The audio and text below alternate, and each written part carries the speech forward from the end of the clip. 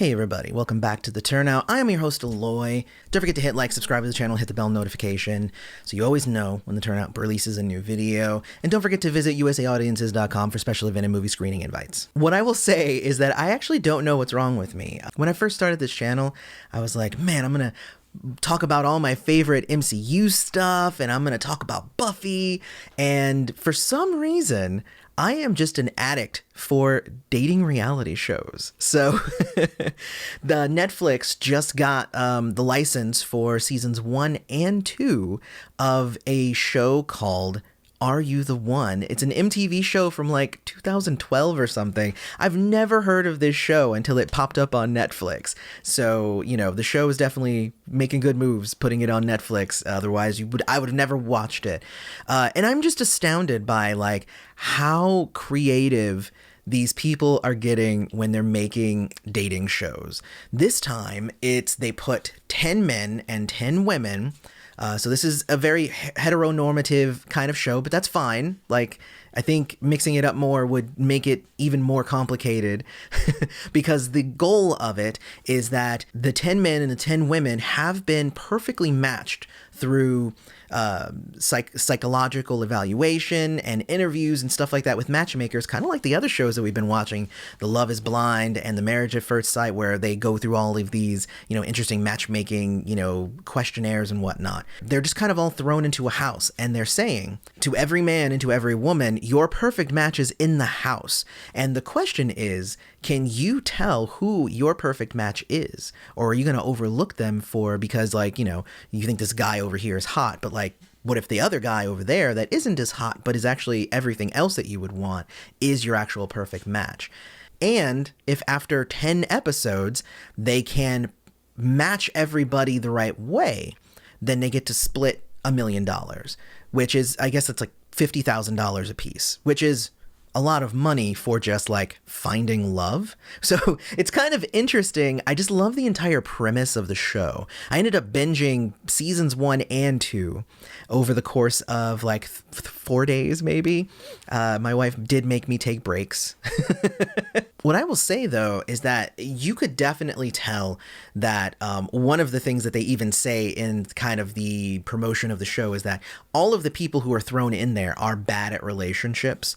And it shows because all of them like immediately, well, I'm not going to say all of them. A lot of them like immediately went to somebody who was not their match. Only like a couple of times did people were like, hey, I think that we're perfect. And then they were. Like, otherwise, it was kind of a big mishmash. So let's talk about season 1 versus season 2. And I know that they think they've done like 8, 9 seasons of this show, but I've only watched seasons 1 and 2 because that's what's on Netflix. So in season 1, it was very interesting because they were a little bit more strategic when they were trying to figure out who was the match and everything. But there was one couple who got together and they thought they were going to be a perfect match, and then they ended up not being a perfect match. But they were like, I think we're still going to be together. So like they still kept, hooking up and doing all their stuff. And the other people in the house are like, well, you're ruining it for everybody else. And they're like, no, we're still thinking strategically. Find us our perfect matches. We'll find the perfect match, but I'm not going to be with the person that they told me to be with. I'm going to be with this person. Which, you know what? I respect that. But also in the aftermath, you also find out that like, ooh, it didn't work out between them because they're not only not a perfect match, but they're actually a pretty terrible match.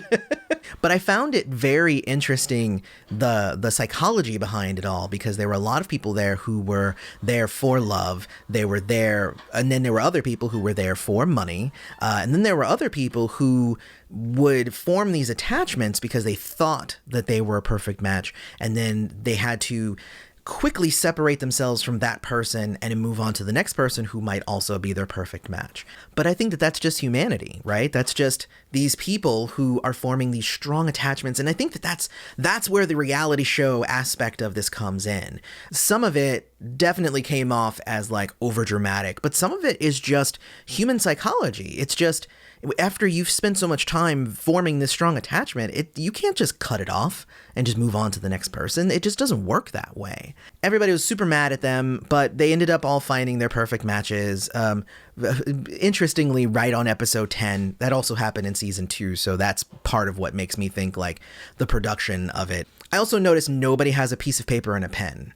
Right? Like they're not allowed to have a piece of paper and a pen so that they could just be like, okay, cool, let's write it down. All right, these people were matches and these were the people who were matched and let's do all that stuff. Like they kind of had to guess at it and they couldn't like write it down. I think that was the key there. Like, honestly, if I was part of that show and I had a piece of paper, I would have just written it down. Or like, you know, I would have gone outside and written it in the dirt. Like if I needed to. It was a lot of people just kind of like guessing as opposed to like just doing the math and the chances. Like there's a really good chance that you're my match, not this person, because if we look back at the final weeks and blah, blah, blah, it's just like, but they didn't have the opportunity to do that. Anyway, a pen and paper would have gone a long way on this show. If you move on to season 2, it was even worse, actually. It was even more of a train wreck because honestly, the same thing happened. These two people who thought they were a match immediately were found to not be a match, but they were like, no, but we're going to stick together. But honestly, what ended up happening is that they stuck together even though they were both going and trying to be matched with a bunch of different people. But what they were doing is they kept forming really strong attachments to everyone in the house, but then always going back to each other, and then it just made them targets.